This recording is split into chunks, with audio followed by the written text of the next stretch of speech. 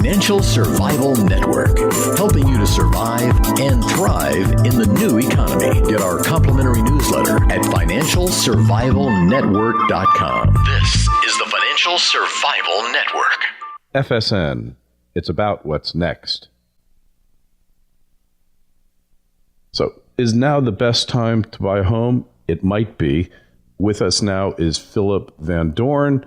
He's a member of the Street.com's banking and finance team. If you want to know the inside scoop on housing, on mortgages, he's the guy. He's been in the industry. Now he's on the sidelines telling you where to look and what to look for. Phillip, welcome to the show. Thanks, Kerry. It's great to be here. Hey, so look, obviously, it depends on your own personal circumstances and the market that you're looking at, whether or not this really is the best time to buy a home, right? It sure does. We were looking at some data from Realty Track last week, focusing on just how much less affordable homes have become in California. That's one of the roughest markets for home buyers in the country. But the macro circumstances do not apply to every borrower. The reason that I wrote that it might be the best time to consider buying is that, according to Realty Track, on a national basis, the estimated monthly payment for a three-bedroom home purchased during the fourth quarter of 2003 was up 21% from a year earlier. That increase in expenses, combined with an expected continued increase in interest rates, means that if you're saving up for a down payment, you might want to jump in before the market runs away from you. Yeah, and obviously some markets have been hotter than others, like the Florida market and others, right? Yes, the Florida market is hot, but in some areas, especially if you're not too close to Miami or West Palm, still feature home prices more than 50% below where they were in 2005. Right. And you can still, in many cases, you can own that home for cheaper than you could rent it for, right? Quite possibly, yes. Again, that really depends on the market and how good you are at sniffing out a low rent. Right. And what about the foreclosure market? There's still a lot of bank-owned homes waiting on the sidelines, right? There are 3 within 2 blocks of my home that have been in foreclosure for 5 years and are deteriorating. And it's a rather sad thing to see. One is owned by J.P. Morgan Chase. One is owned by Bank of America. And it's hard to understand, since these are big, beautiful homes, just how much money it takes to get the attention of one of the big banks. So yes, there are plenty of foreclosures out there. There's plenty of inventory, even in Florida. What are these banks waiting for, Phillip? Like, why are they holding on to them? Are they still afraid that they're going to put too much inventory in the channel? It's not an easy question for me to answer, Kerry. The big banks have had operational problems, which have been widely publicized through the massive settlement of foreclosure allegations with regulators. So the foreclosure process is slow, and there are operational problems. There have also been transfers of servicing rights on problem loans, which on occasion have slowed down the process. But I do not know why Bank of America or J.P. Morgan Chase have not done a better job mitigating their own losses by dumping certain foreclosed properties faster. And it's not like you can just call up their REO department and say, hey, you got this house on Avenue A. I'd like to buy it. Will you sell it to me? You can't even find the right person to talk to in these too big to fail banks, can you? No, for some of them, there will be a sign on the house saying, this local company is managing the property. And of course, it means that they're not managing the property. And it will also invite you to call them if there's a problem, while saying not to call if you're looking to purchase the property. So I don't understand it. On the other hand, you can call loss mitigation departments. I know someone who years ago called BB&T, spoke to someone in their loss mitigation department, and bought a property on Lake Cumberland in Kentucky. So you can speak to someone, and you might even get lucky. the loss mitigation specialist you're speaking to may not know the area very well. You might get a bargain. Mm-hmm. And then again, you never know what's inside that that house until till the door gets opened. It could be filled with mold. They could have stolen everything, including the paint, right? Quite possibly. But that means that for people who are handy, for people who can consider a fixer-upper, you could really get a home dirt cheap in this market, especially in Florida. Especially when you go north of Stewart. Start looking at towns that are a little bit out of the way, and you can get a decent house for a price that would shock you. So the bargains still exist, huh? Yeah. They're just getting harder to find, but they're still here.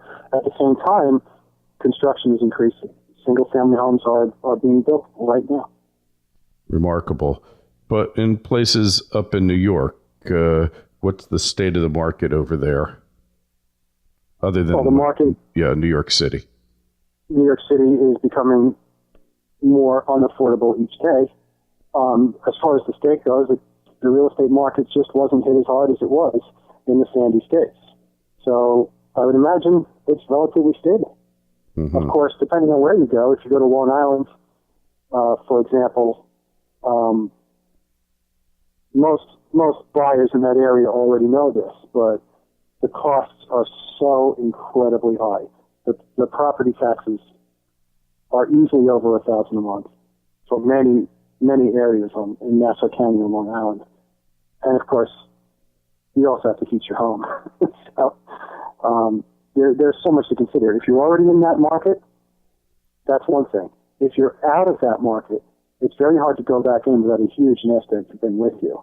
Plus, when you're in the market, the conforming limit for mortgage loans for Fannie Mae and Freddie Mac is $417,000. Fannie and Freddie buy the great majority of mortgage loans originated in the United States.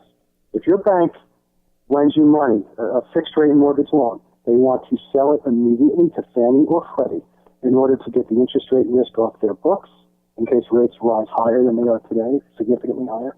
They also want to free up liquidity to make more loans. They also get a servicing fee paid to them by Fannie Mae if they retain the servicing, or Freddie Mac for that matter. So if you're borrowing more than $417,000, which is pretty easy to consider in a state like New York, you might have to go for a jumbo mortgage. Those are a lot harder to sell, or they cannot be sold, which means the rate will be higher and the underwriting requirements might be a lot higher. Right. So there's all sorts of potential pitfalls in those high-cost mortgages. I mean, those high-cost markets, and you got all sorts of things that you have to consider that you don't in lower-cost markets around the country. Yes, and as I have seen, the changing technology enables many people to live in lower-cost markets while having jobs in higher-cost markets. So it's important to consider your own career, consider what you can do, take a step back, and think outside the box a little bit. Mm-hmm. Yeah, the taxes up in the Northeast and the cost and the income taxes in those high-cost states definitely is leading a lot of people to move to lower-cost states like Florida, Texas, and places like North Dakota, where you see they have a virtually 0% unemployment rate too.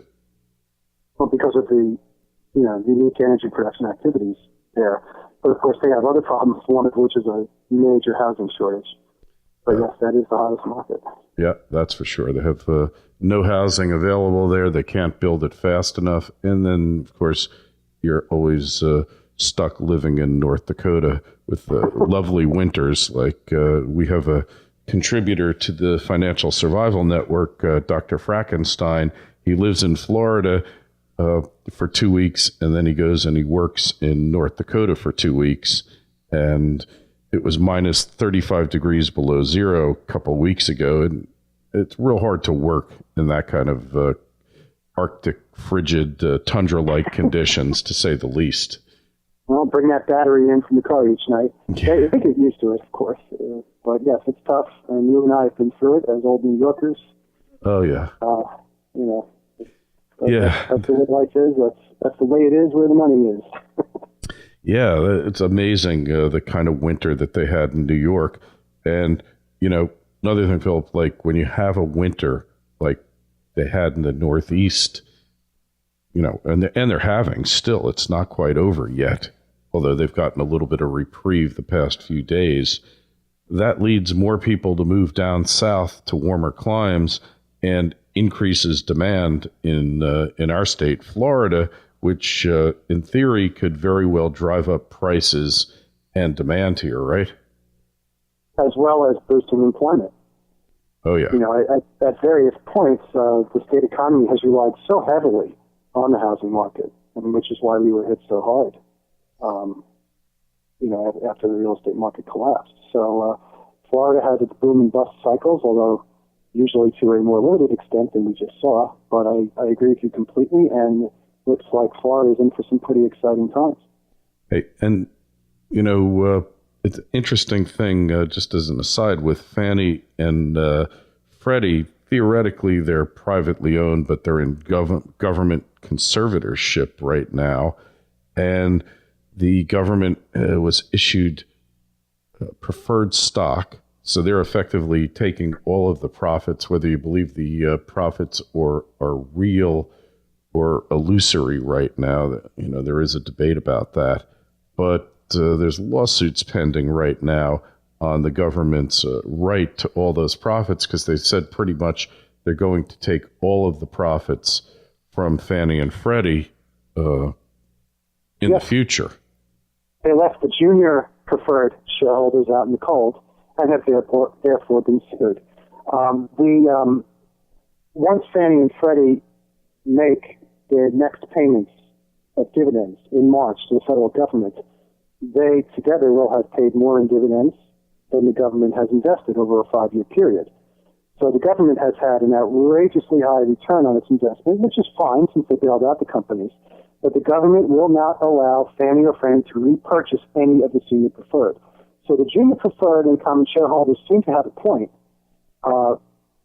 It's one of them, Bruce Berkowitz of Fair Home Funds, has proposed a solution to recapitalize Fannie and Freddie, change their names, bring in a lot more private capital, but still give the private shareholders a seat at the table. So the government gets paid back, but the private shareholders are not left with nothing. The federal government is trying to have the lawsuits dismissed, but we don't know whether that will happen. So there may be a seat at the table for the private investors, which is why common and preferred shares of Fannie and Freddie have gone up so much over the last year. I've heard that the hedge funds holding the preferred shares, the junior preferred shares, are not looking to sell. Now, the average consumer might say, well, this means nothing to me, but it really does. Everyone in Washington has been saying, kill off Fannie and Freddie, they're no good. But if you remove Fannie and Freddie, how quickly will the private market step in to maintain this outrageously huge fixed-rate mortgage market? Fannie and Freddie buy around 90% of the newly originated loans. We have a fixed-rate mortgage apparatus in the country. But maybe without Fannie and Freddie, we couldn't support that much volume. Maybe we would migrate to an adjustable rate basis for home finance, which is what you see in most other countries where mortgage loans are prevalent. That might be a very difficult thing for consumers. Some people have short memories when it comes to interest rates, but you and I remember double-digit prime rate, high double-digit prime rate in the early 80s. I remember earning 15% on passbook savings. Well, when that happens, if you have an adjustable rate mortgage loan, your monthly payment can go through the roof. You might be shocked out of your home.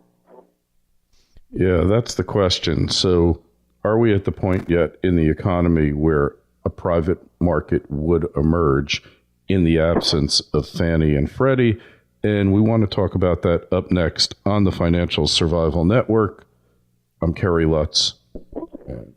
Urgent alert. Ex-Secret Service agent claims it's worse than people know. One of Obama's former Secret Service agents recently smelled a rat. What he discovered inside our government was so devastating, he only saw one option. He quit. What's worse, He fears what he found could affect your job, your neighborhood, and most importantly, your family, very soon. It's worse than people know, he said in a recent interview, and I'm not trying to scare you either. We too share his concerns. This is why we've devoted the better part of 3 years collecting solutions for nearly all problems created by intrusive governments, and we've succeeded. Go to hiddensecrets1.info to check out all the details. Our panel of insiders have devised a legal but sneaky set of solutions to help you reclaim your privacy from the NSA, opt out of Obamacare, and make a bundle from little-known investments and small business opportunities. Simply visit hiddensecrets1.info. That's Hidden Secrets, the number 1.info.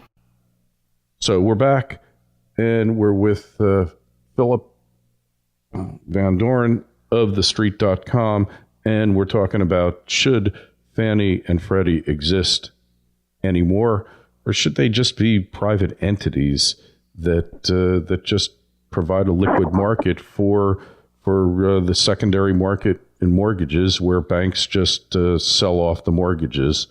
And could they exist? What's your opinion there? Could they have an independent existence if the government wasn't backstopping everything that they did, Phillip? Well, the government was not always backstopping everything they did. There was an implied guarantee, but it was not an explicitly stated guarantee. This enabled Fannie and Freddie to borrow at lower rates with AAA ratings on their own paper, thus giving them quite a competitive advantage. At the same time, Fannie and Freddie were privately held, so their investors were making money. And Fannie and Freddie were also being pushed by Washington to lower their lending standards in order to make home finance available to more people. With hindsight, we can see that some of those people really couldn't afford the loans that they were sold. Fannie and Freddie wound up being bailed out, as we can see. So what I see as a way forward is a hybrid solution with more private money coming in, the federal guarantee slowly going away, the federal government being paid back by Fannie, Freddie, and new private investors, and the new fixed rate apparatus being there, possibly with a new type of insurance baked into the loan rates in order to try to prevent another meltdown and another bailout. Presumably, Fannie and Freddie will, the successors to Fannie and Freddie, will maintain prudent underwriting standards and avoid the type of pressure that Fannie and Freddie faced.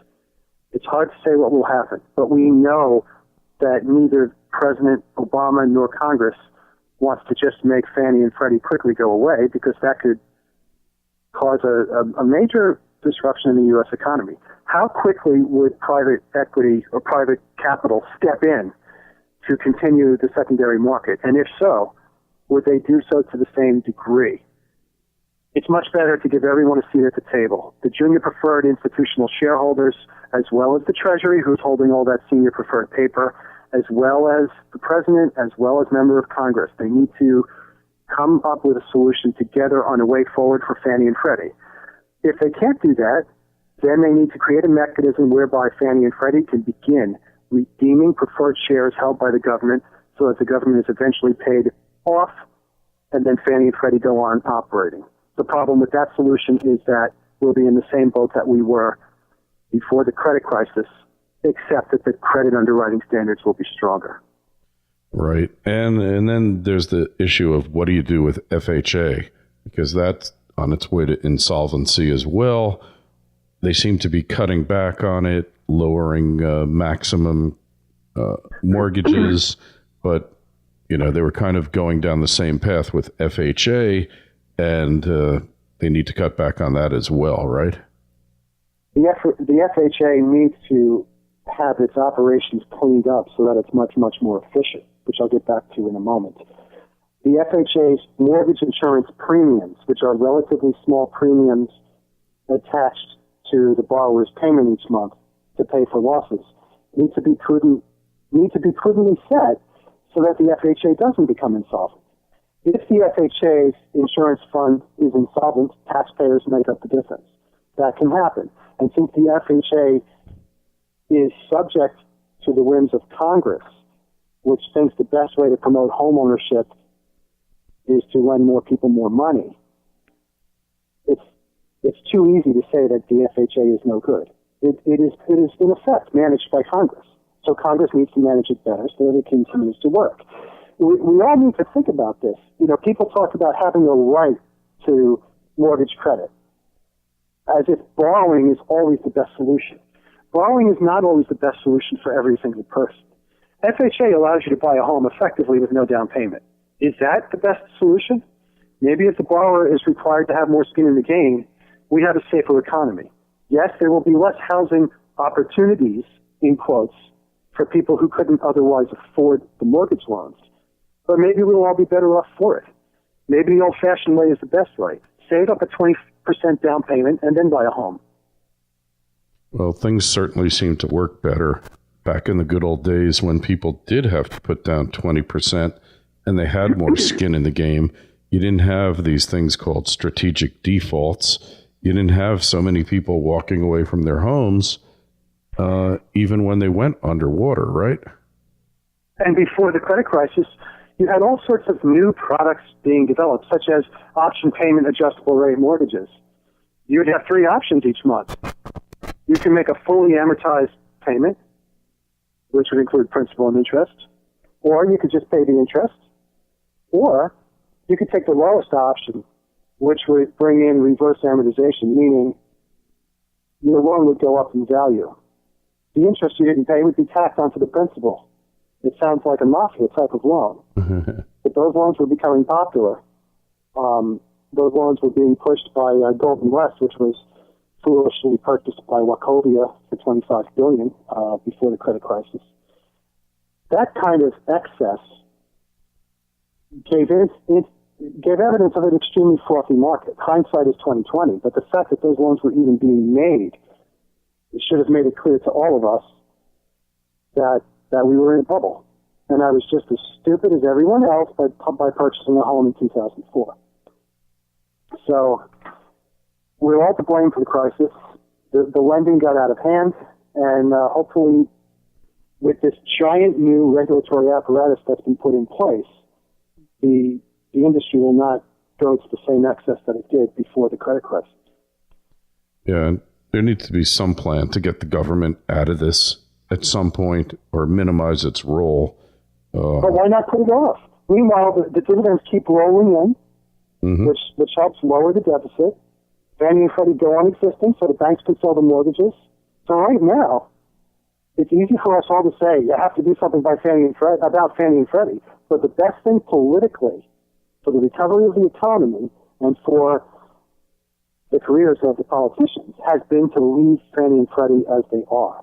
Of course, changing the agreement so that the senior preferred rate went from 10% to all of their profits, save a minimal capital cushion, after Freddie and Fannie had already become profitable and after Fannie and Freddie had already stopped borrowing from the government, was a little bit cynical. And that's why they're in court.